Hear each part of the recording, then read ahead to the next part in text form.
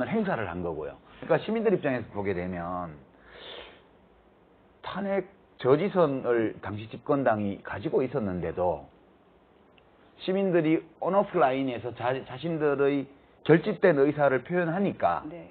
국회가 움직여서 대통령의 직무를 정지시켰다.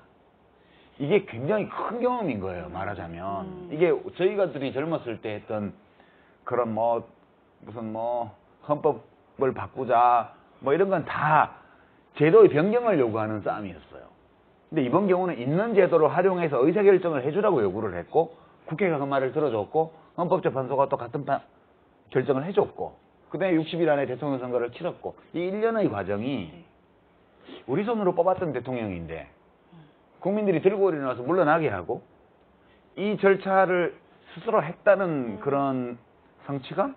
이런 것들이 이제 정치에 대한 관심과 참여 의사 이런 것들을 확 올려놓은 것이 아닌가. 그리고 그 올려놓은 원인을 우리가 심리적으로 설명할 때 정치 효능감이 커졌다 이렇게 보는 거죠. 그 비슷한 맥락에서 저 그래프를 보면은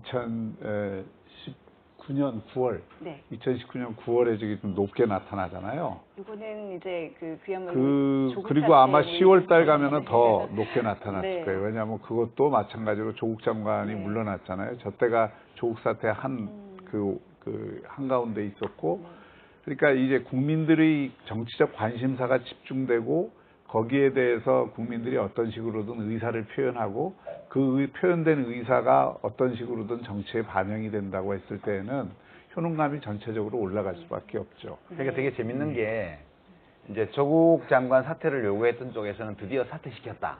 역시 집회를 하고 시위를 하고 온라인에서 막 그 의지 표출을 하니까 결국 못 버티고 물러나는구나 이런 성취감이 있을 수 있고요.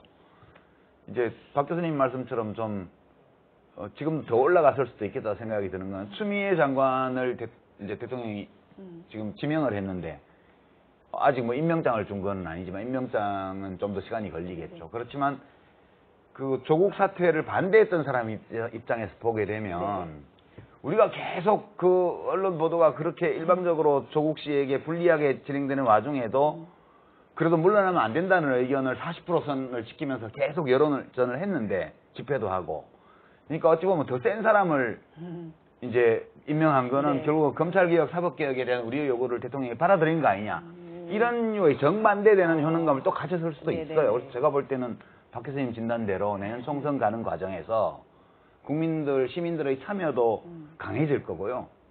그리고 뭔가를 내가 참여해서 바꿀 수 있다는 그런 기대감 이런 것들도 커져서 이 통계를 볼 때요. 이제 중요한 게 뭐냐면은 정치 효능감이 높은 것이 꼭 절대선은 아니에요. 왜냐하면 그 정치 효능감의 질, 어떠한 퀄리티를 가지고 있는 정치 효능감인지가 되게 중요하거든요.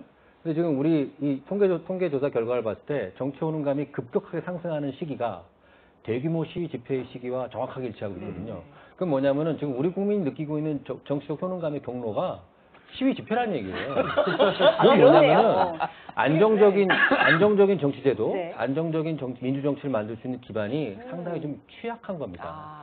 그 서구 유럽에 이제 우리보다 좀 민주정치를 많이 했던 나라들 보면은 정치 효능감의 등락폭이라든가 이런 것들이 우리보다 좀 완만할 뿐 아니라 저렇게 특정 시위 집회와 직접적으로 연결되어 있지가 않아요. 그런 데 있어요. 2016년 12월부터 좀 쭉 올라가 있잖아요. 그렇죠. 예, 그게 왜 그러냐면요. 정당이라든가 사회 여러 가지 중간 집단들이 존재해서 그런 집단들에 함으로써 내가 원하는 바가 정책에 반영되거나 아니면 반영이 안 되면 왜 반영이 안 되는지 설명을 듣거나 그런 과정들을 일상적으로 자기 삶 속에서 느껴보는 거예요. 그러니까 정치 효능감이 높아요. 그러니까 그거는 시위 집회와 무관하게 그런 어떤 일상적인 자기 삶을 통해서 정치 효능감을 어느 정도 계속 느끼고 가는 거거든요.